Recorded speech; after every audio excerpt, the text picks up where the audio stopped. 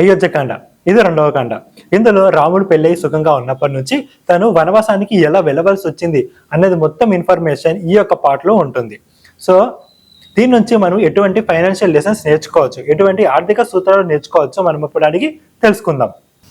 So ఇప్పుడు ఈ second దాని నుంచి మనం చూసుకోవాల్సి వచ్చినప్పుడు ఏంటంటే లైఫ్ ప్రతిదీ సాఫీగా జరుగుతున్నప్పుడు మనం ఎక్కడో దగ్గర ఏదో ఒక పాయింట్ మిస్ అవుతున్నాం అని చెప్పేసి అని అర్థం అవుతుంటుంది. ఎగ్జాంపుల్ ఏంటంటే ఇప్పుడు మనకి దసరాకి కూడా సెలబ్రేషన్స్ చేసుకుంటున్నారు, ఇంట్లో ఉన్న వాళ్ళందరూ కూడా సెలబ్రేషన్స్ చేసుకుంటున్నారు. ఆల్మోస్ట్ రాముడికి పట్టాభిషేకం అనేటువంటి కంప్లీట్ గా డిసైడ్ అయిపోయింది. అయోధ్యలో సెలబ్రేషన్స్ అనేటువంటి కూడా మొదలు పెట్టుకున్నారు. ఆ టైంలో ఓకే ఏదో ఒక చిన్న విషయం దగ్గర నుంచి ఏంటంటే మొత్తం డ్యామేజ్ అంతా కూడా స్టార్ట్ అవ్వడం అయిందని చెప్పేసి అని చెప్పుకోవచ్చు మనం. అయితే ఇక్కడ మనం రియల్ లైఫ్ లో వచ్చేటప్పటికి ఏంటంటే ఏదైనా మొత్తం అంతా సాఫీగా జరుగుతున్నది అంటే కనుక ఆ టైంలో మనం కొంచెం కాషియస్ గా ఉండాల్సినటువంటి అవసరం ఉంటుంది. కాషియస్నెస్ ఎందుకు అంటే కనుక కీడించి మేలించాలి అని చెప్పేసి మనం చెప్తూ ఉంటాం. సో అక్కడ ఏంటంటే ఎటువంటి సర్ప్రైజ్ వచ్చినా కూడా మనం రెడీగా ఉండాలి అని చెప్పేసి. రిస్క్ ఎక్కడి నుంచైనా రావచ్చు. సో మనకి ఏంటంటే మంచి ఉద్యోగం ఉంది కదా, మనకి ఏదో మంచి పిల్లలు ఉన్నారు కదా, మనకి మంచి ఆదాయం వస్తున్నది కదా, మొత్తం అంతా బాగుంది కదా అనుకునే టైంలోనే ఎక్కడో దగ్గర నుంచి ఏదో ప్రాబ్లం వస్తుంది. కాబట్టి ఆ రిస్క్ అనేటువంటిది, అన్సర్టనిటీ అనేటువంటిది మనం ఎప్పటికప్పుడు గుర్తుంచుకోవాల్సినటువంటి అవసరం ఉంటుంది. అండ్ దీని నుంచి మనం లైఫ్ గురించి కావచ్చు, లేదంటే పర్సనల్ ఫైనాన్సెస్ గురించి చెప్పుకోవాల్సి వచ్చినప్పుడు ఏంటంటే ఇటువంటి అన్సర్టనిటీ కావచ్చు, రిస్క్ ఏదైతే ఉంటుందో లైఫ్ లో కానీ, రిలేషన్షిప్స్ లో కానీ, పాలిటిక్స్ లో కానీ, ఎకానమీలో కానీ, బిజినెస్ లో కానీ, మూవీస్ లో కానీ, స్పోర్ట్స్ లో కానీ, ఇవన్నీ కూడా అన్ప్రెడిక్టబుల్. యాక్చువల్లీ ఈ అన్ప్రెడిక్టబుల్ ఈవెంట్స్ లో ఉండేటప్పుడు మనకి ఏ రకంగా అయినా సరే మారొచ్చు. ఎగ్జాంపుల్ చెప్పుకోవాల్సి వచ్చినప్పుడు ఏంటి అంటే మనకి ఇప్పుడు గాజాలో జరుగుతున్నటువంటిది ఏంటి అంటే వాళ్ళు కూడా ఊహించుండ్రు. లేదు మనం జపాన్ లో సడన్ గా ఎర్త్క్వేక్ అనేటువంటిది రావడం కావచ్చు, లేదంటే మనకి సునామీ అనేటువంటి ఎగ్జాంపుల్ ఎప్పుడైతే మనకు వచ్చిందో అప్పుడు ఏంటంటే తమిళనాడు కోస్టల్ బెల్ట్ లో ఉన్న వాళ్ళ తాలూకా జీవితం అంతా కూడా అతలాకుతలం అవడం జరిగింది. సో అటువంటి kind of second thought process లేదంటే ఆ రిస్క్ ప్రిపేర్డ్నెస్ అనేటువంటిది మనకు చాలా ఇంపార్టెంట్ అని చెప్పేసి మనకు అర్థం అవుతుంది. నెక్స్ట్ మూడోది వచ్చేటప్పటికి మనం చెప్పుకోవాల్సి అంటే ప్రామిసెస్ ఏవైనా సరే చేసేటప్పుడు, ఎందుకంటే ఇప్పుడు దశరథుడు ఇచ్చినటువంటి ప్రామిస్ నుంచే కదా ఇప్పుడు ఈ డ్యామేజ్ అంతా జరిగింది.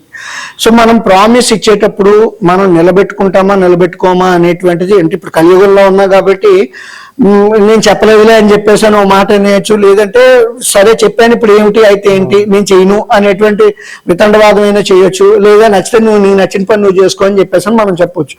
బట్ అలా కాకుండా న్యాయం, ధర్మం, చట్టం అని చెప్పేసి అని 3 ఉన్నాయి కాబట్టి మనం దానికి లోబడి ఉన్నావా కట్టుబడి ఉన్నావా అనేటువంటి చెప్పాల్సి వచ్చినప్పుడు ఏంటి అంటే దీని ఫ్యామిలీ ఫైనాన్సెస్ కింద మనం మాట్లాడుకోవాల్సి వచ్చినప్పుడు కొన్నిసార్లు లోన్ కింద షూరిటీ కింద ఉండడమో, లేదంటే ఫ్యామిలీలోనో ఫ్రెండ్స్కో అప్పులు ఇవ్వడం అనేటువంటి చేయడం.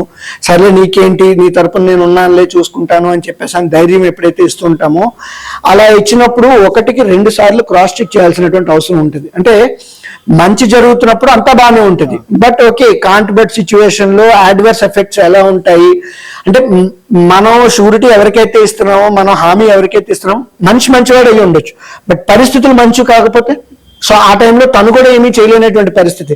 చిన్న ఎగ్జాంపుల్ ఏంటి అంటే మనకి చాలా మంది డాడీ సినిమా చూసే ఉంటారు, చిరంజీవి స్టోరీ ఎట్లా అయింది అనేటువంటిది. అంటే అందరూ అలా ఉండాలని లేదు కాబట్టి సో కొన్నిసార్లు ఏంటంటే పరిస్థితులు వాళ్ళ చేతుల్లో లేనప్పుడు కూడా మనుషులు మారుతూ ఉంటారు. అలాంటి మనుషులు మారినటువంటి పరిస్థితుల్లో కూడా మనం సేఫ్ గార్డ్ చేసుకోవాల్సినటువంటి అవసరం ఉంటుంది. ఫ్యామిలీ పరంగా కావచ్చు, మన సెల్ఫ్ ఇండివిజువాలిటీ ప్రకారంగా కావచ్చు. అండ్ ఇదే స్టోరీ నుంచి మనం చెప్పుకోవాల్సి వచ్చినప్పుడు ఏంటి అంటే ఇదే పర్వం నుంచి మనం చెప్పుకోవాల్సి వచ్చినప్పుడు ఏంటంటే ఒక మంచి సపోర్టివ్ వైఫ్ అనేటువంటిది ఎంతవరకు ఉపయోగం ఉంటుంది అనేటువంటిది మనకు తెలిసింది. మేబీ ఫ్రమ్ రాముడికి సీత కింద కావచ్చు, లేదంటే లక్ష్మణస్ వైఫ్ కింద కావచ్చు. ఏంటంటే ఒక మంచి సపోర్టివ్ వైఫ్ ఎలా ఉంటారు అని చెప్పేసి. సో ఈ రోజుల్లో చాలా మంది మీమ్స్, ట్రోల్స్ ఇవన్నీ చేస్తూ ఉంటారు. వైఫ్ అంటే కనుక ఏదో సపోర్టివ్ కాదు, మనకి మంచిగా చేయదు, మనకి ఎగెన్స్ట్ గా ఉంటారు అనేటువంటి పద్ధతుల్లో చాలా మంది ఫీల్ అవుతూ ఉంటారు. బట్ ఏంటంటే మనం ఏదైనా సరే పని ప్రారంభించేటప్పుడు కానీ, పని ముందుకు వెళ్తున్నప్పుడు కానీ, పనిలో లోటుపాట్లు ఏమైనా వచ్చినప్పుడు ఏంటంటే మన జీవిత భాగస్వామితో డిస్కస్ చేసుకుంటే వాళ్ళ దగ్గర నుంచి వచ్చేటువంటి సపోర్ట్ చాలా ఎక్కువ ఉంటుంది. ఆ డిస్కషన్ అనేటువంటిది చాలా మంది చేయరు. సో ఇన్ఫాక్ట్ మనం ఏంటంటే రాముడు అండ్ సీత వాళ్ళిద్దరూ డిస్కషన్ లో ఓకే నేను అడవికి వెళ్తున్నాను, లేదంటే ఇది నా పరిస్థితి ఇప్పుడు అనేటువంటి ఓపెన్ డిస్కషన్ అనేటువంటిది వాళ్ళ మధ్య జరగడంతో ఆ కాన్వర్జేషన్ అనేటువంటిది, ఆ హ్యాపీనెస్ అనేటువంటిది అనుకోండి, ఆ బాండింగ్ అనేటువంటిది చాలా గ్రో అయిందనేది మనకు తెలుస్తున్నది ఇక్కడ. అండ్ ఇంకొకసారి కొన్నిసార్లు ఏమవుతుంది అంటే ఇద్దరిలో ఎవరు మనసు మార్చుకున్నా లేదంటే ఎవరు స్టాండ్స్ మార్చుకున్నా కూడా ఒకరికి ఇంకొకరు ఇంటిమేషన్ అనేటువంటిది, ఆ ఇన్ఫర్మేషన్ అనేటువంటిది పాస్ ఆన్ అయితే ఫ్యామిలీలో బాండింగ్ అనేటువంటిది ఎస్పెషల్లీ వైఫ్ అండ్ హస్బెండ్ మధ్యన చాలా స్ట్రాంగ్ గా బిల్డ్ అవుతుంది అనేటువంటిది మనం రాముడికి సీతకి మధ్యన ఉన్నటువంటిది కావచ్చు, అండ్ లక్ష్మణునితో ఉన్నటువంటి వాళ్ళిద్దరి మధ్యన ఉన్నటువంటి బాండింగ్ కూడా మనకి బాగా పెరిగిందని చెప్పేసి చెప్పుకోవచ్చు. అండ్ ఇంకొకటి ఏంటి అంటే ఇంకో పాయింట్ కింద మనం చెప్పుకోవాల్సి వచ్చినప్పుడు మన బ్రదర్స్ మీద కానీ లేదంటే మన సిబ్లింగ్స్ మీద కొన్నిసార్లు డౌట్ అనేటువంటిది రావడం జరుగుతుంటుంది. కొన్నిసార్లు వాళ్ళని సస్పెక్ట్ చేయాల్సి వస్తుంది. ఇప్పుడు భరతుడి ఎగ్జాంపుల్ తీసుకున్నాం. భరతుడికి ఆ థాట్ ప్రాసెస్ లేకపోయినా సరే అక్కడ వాళ్ళ మదర్ తాలూకా ఇంపాక్ట్ అనేటువంటిది మొత్తం ఎఫెక్ట్ అనేటువంటిది క్లియర్ కట్ గా కనబడింది.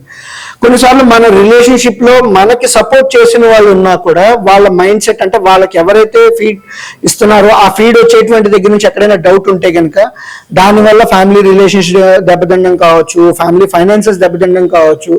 ఎందుకంటే ఒక మనిషి ఆస్తి కోల్పోవాలి అంటే కనుక ఆర్థికంగా నష్టపోవాల్సినటువంటి అవసరం లేదు. ఎందుకంటే ఒక విడాకులు తీసుకున్నా లేదంటే బిజినెస్ రిలేషన్ అనేటువంటిది బ్రేక్ అయినా లేదు ఒక వ్యాపారం జరుగుతున్నప్పుడు ఏంటంటే ఆ వ్యాపారంలో లాభ నష్టాలు సరిగ్గా అండర్స్టాండ్ చేసుకోకపోయినా లేదా at the same time proper గా ఓపెన్నెస్ అనేటువంటిది లేకపోయినా కూడా మనం వాళ్ళు సస్పెక్ట్ చేయాల్సినటువంటి అవసరం ఉంటుంది.